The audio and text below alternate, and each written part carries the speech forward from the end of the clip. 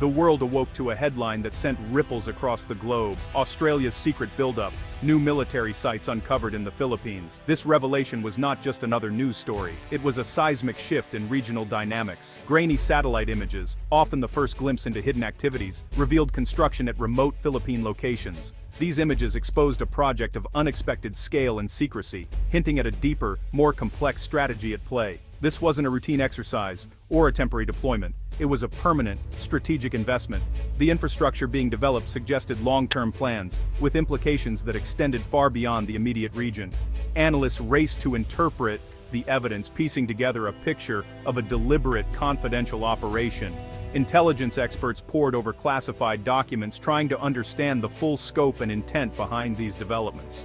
The implications were immediate and profound: a bold new phase in the South China Sea's strategic competition. The naval presence in these contested waters underscored the seriousness of the situation. Australia and the Philippines, once quiet collaborators, were thrust into the global spotlight. This unexpected turn of events forced a reassessment of regional alliances and diplomatic strategies. Official statements were vague, offering little clarity and fueling speculation and tension. Journalists pressed for answers, but the responses only deepened the mystery. What exactly was being built, and why the secrecy? The restricted access and tight security only added to the intrigue, leaving many questions unanswered. The story had shifted from disputes over territory to concrete, steel, and strategic positioning. The construction of bunkers and steel structures signaled a new era of military readiness. The images signaled a proactive effort to build resilience and deterrence in one of the world's most contested regions. Military patrols and defensive installations highlighted the seriousness of the situation. The secret was out, and the Indo-Pacific's balance of power would never be the same. Regional leaders now faced the challenge of navigating this new reality, as the strategic landscape had been irrevocably altered. At the heart of this drama is a revitalized Australia-Philippines partnership. Australia is quietly funding and assisting in building military projects across the Philippine archipelago, offering not just money, but technical expertise in advanced defense technologies. The goal: dramatically strengthen the armed forces of the Philippines and boost interoperability between the two militaries. New facilities support modern aircraft, warships, and surveillance, while enabling seamless joint operations. The arrangement respects Philippine sovereignty. These are Philippine bases, with Australian forces granted only rotational access. It's a clever diplomatic solution: strategic benefits without foreign-owned bases. The partnership sends a clear deterrent message: an attack on one could trigger a coordinated response. This model upholds national control while deepening regional security ties. The initiative is vast: 8 military projects spread across 5 secretive Philippine locations. Sites were chosen for strategic value and remoteness, hidden under the guise of civilian upgrades. Projects include upgraded airfields for larger aircraft, new naval jetties, advanced logistics depots, and secure intelligence centers. The aim: a network of resilient dispersed outposts, making it difficult for adversaries to neutralize Philippine defenses in a single strike. Dispersal ensures operational flexibility and survivability. Secrecy is a strategic asset, complicating any aggressor's calculations. The ambiguity about capabilities and locations raises the cost of hostile action. This quiet buildup is a direct response to the region's shifting security landscape. The uncertainty itself deters aggression. In this way, secrecy becomes a shield, bolstering regional stability. This military collaboration is rooted in decades of shared history. Australian and Filipino soldiers fought side by side in World War II, forging a lasting bond. Formal defense ties grew through agreements like the 1995 Memorandum of Understanding and the Status of Visiting Forces Agreement. Australia has been a reliable partner, especially visible during the 2017 Marawi siege, providing intelligence and training. This trust paved the way for today's infrastructure projects, a shift from temporary training to permanent cooperation. The Philippines sees Australia as a steady ally invested in its long-term security. These projects are the culmination of years of patient diplomacy and shared sacrifice. The alliance is now moving beyond exercises to building the foundations of regional defense. Trust is the essential ingredient enabling these secret strategic sites. The main driver is clear shared concern over China's assertiveness in the South China Sea. For the Philippines, it's existential. Chinese vessels routinely challenge its sovereignty, For Australia, free and open sea lanes are vital for economic security. By helping the Philippines, Australia is practicing forward defense, upholding the rules-based order. The partnership aligns both nations' interests. Manila gains a capable ally, Canberra gains a frontline partner. It's a cost-effective way to counter China's expansion, leveraging Philippine geography and resolve. The goal isn't provocation, but deterrence, making the Philippines a tougher target. A stronger Philippines backed by Australia raises the risks for unilateral Chinese action. The message: the region is actively defending its interests in international law. The deepening alliance between Australia and the Philippines is increasingly evident, not just in diplomatic statements, but in the scale, frequency, and complexity of their joint military exercises. These drills have grown larger and more sophisticated, reflecting a shared commitment to regional security and mutual defense.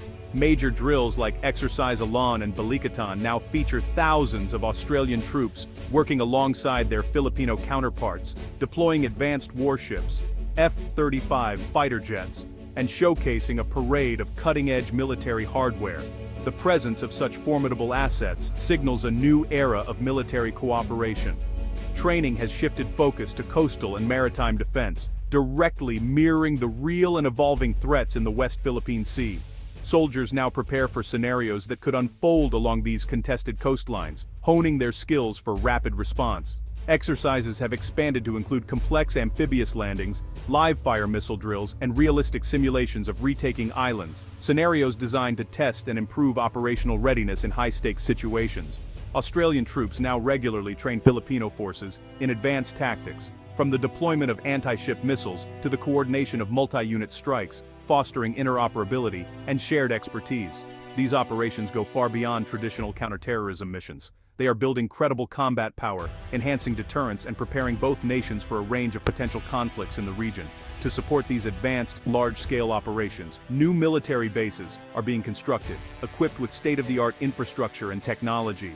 Extended runways, new naval ports, and modern logistics hubs are being built to enable rapid deployment, sustained presence, and seamless support for joint missions. While the exercises demonstrate the how of this partnership, the development of secret and restricted bases across the Philippines reveals the where, the strategic locations that will anchor future operations. Together, these efforts form a robust, evolving military alliance, one that is not only ready to meet the challenges of the 21st century, but also to shape the security landscape of the Indo-Pacific for years to come. While the exact locations of military sites remain officially classified, open-source analysis and expert assessments consistently point to several key areas: Palawan, Batanes, Zambales, and the eastern Philippines. These sites form the backbone of a new, dynamic defense posture.